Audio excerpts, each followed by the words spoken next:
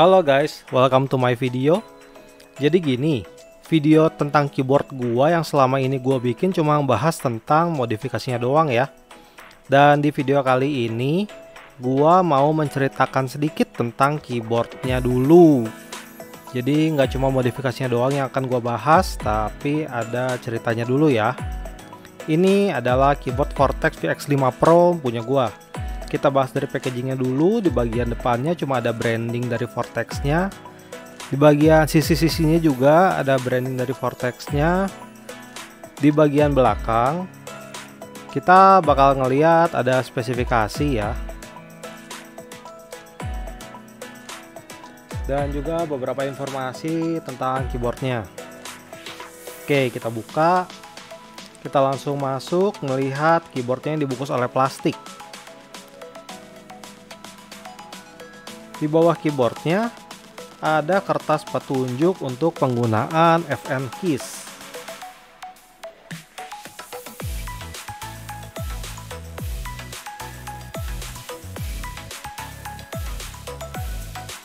Oke, di balik lipatan dusnya kita akan menemukan switch spooler dan juga keycap spooler.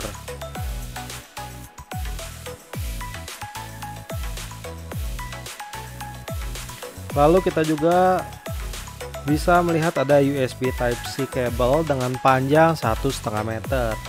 Oke, semuanya gue bungkus lagi.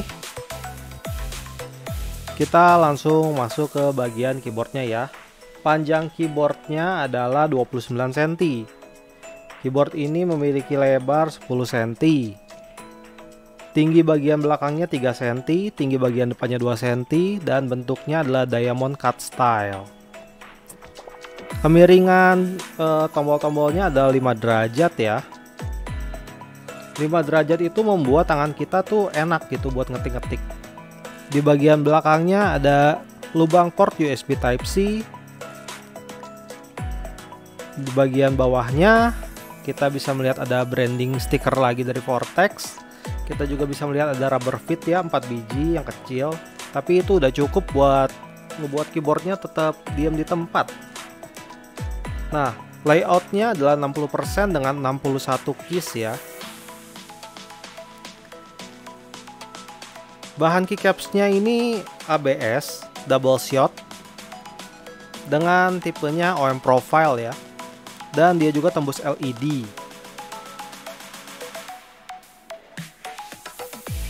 Oke, di sini gua mendapatkan yang menggunakan switch brown. Tapi kalau kalian beli, kalian bisa pilih juga, ada yang menggunakan blue switch dari Otemu, ada juga yang menggunakan red switch dari Otemu juga.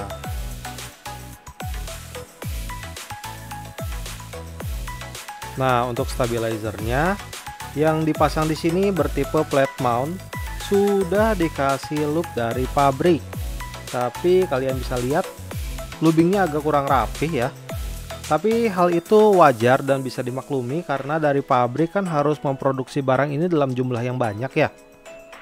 Jadi ya nggak bisa di loop satu-satu dengan teliti. Kekurangannya memang pasti aja ada yang masih rattle ya. Platnya berbahan aluminium, dicat dengan warna putih. PCB-nya berwarna biru. Dan yang menarik dari PCB ini adalah dia menggunakan soket dari Gateron hot swap socket ya. Kalian tuh jadinya bisa tenang gitu, mau pakai switch apapun di keyboard ini bebas, nggak perlu khawatir apapun. Nah, kita bisa lihat di sini ada 5 pin ya. Nah, yang bikin bahagia lagi adalah LED-nya. Dia nggak nonjol ke bagian depan, tapi dia nonjolnya ke bagian belakang. Hal ini menguntungkan kita juga karena banyak switch itu yang tidak ada lubang untuk LED-nya ya. Nah, ini adalah switch yang gue punya. Gue bakal cobain ya. Semuanya ini pasti bisa masuk ya. Pertama dari Otemu. Ini Otemu yang baru, dia punya 3 pin. Dia bisa langsung masuk gitu aja tanpa perlu modif apapun.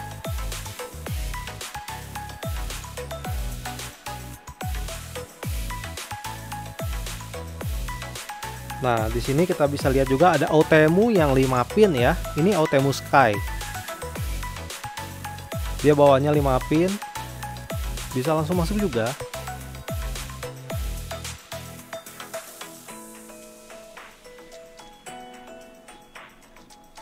Dan ada juga Gateron. Nah, kalau Gateron ini dia 3 pin, tapi dia tidak punya lubang LED. Dan bisa masuk tanpa khawatir di keyboard ini. Ada juga Gezu ya, switch yang cukup mahal. Dia punya 5 pin juga. Dan langsung plug and play juga di keyboard ini.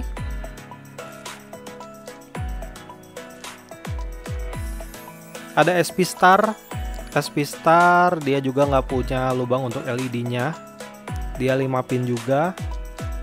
Kalau biasanya di keyboard yang dengan Outemu socket itu nggak bisa masuk, tapi karena ini dia menggunakan Gateron hot swap socket, jadi aman-aman aja. Dan juga LED di keyboard ini kan nggak nonjol ke depan ya. Ada juga Jwick. Jwick ini switch favorit juga ya. Orang-orang banyak yang pakai karena feelingnya mirip sama si Gezu ya.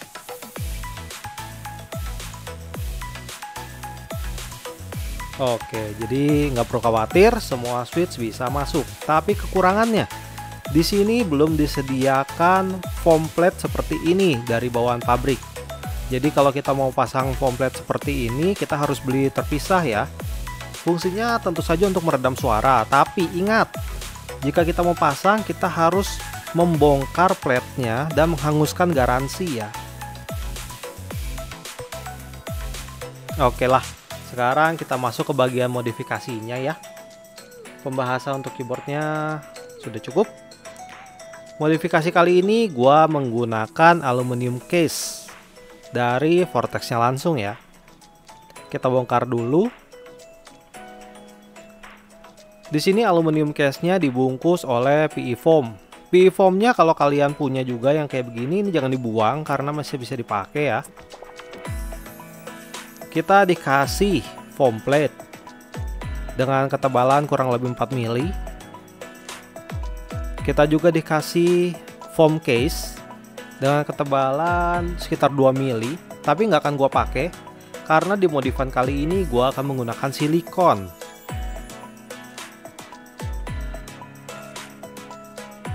Silikon ini lebih padat dan juga bisa membuat lebih nggak hollow. Karena ini case-nya kan aluminium ya. Kalau cuma pakai EVA foam doang pasti masih kerasa hollow-nya. Sedangkan jika pakai silikon benar-benar padat lah kerasanya. Dari suara pun pasti berbeda. Dan ini adalah modif favorit gua. Di semua keyboard gua pasti gua melakukan ini. Gua akan menempelkan masking tape. Dan di keyboard ini gua masking tape-nya memasang 2 lapis ya. Ini hal wajib untuk gua karena gua pengen suaranya tuh enak banget gitu. Nah, gua di sini memasangkan platform.